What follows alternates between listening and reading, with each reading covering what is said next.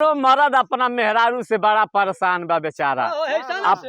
अरे मैं उहे बाली सा केहू सुखी ना है।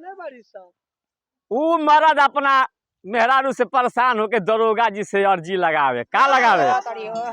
अरे एक दिल बनाइला जब खानवाए दरोगा जी। अरे एक दिल बनाइला जब खानवाए दरोगा जी। का करेले हई त खींची खींची मारेली बेलनवाए दरोगा जी।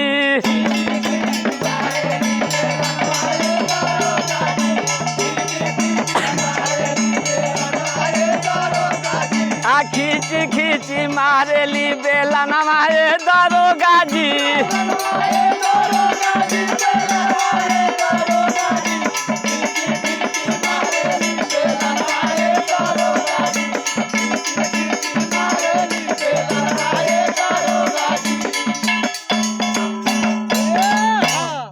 भाठा पर काम कोई के सांझी कयाई आ ऊपर से फिर जाके खाना वो बनाई।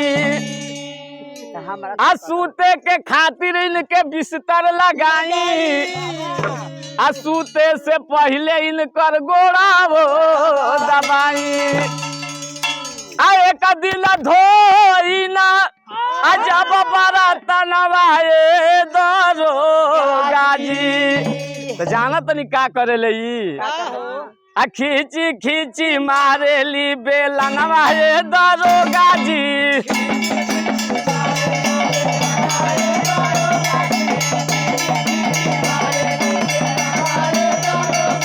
आ खींची खींची मारेली बेलनवाए दरोगा जी।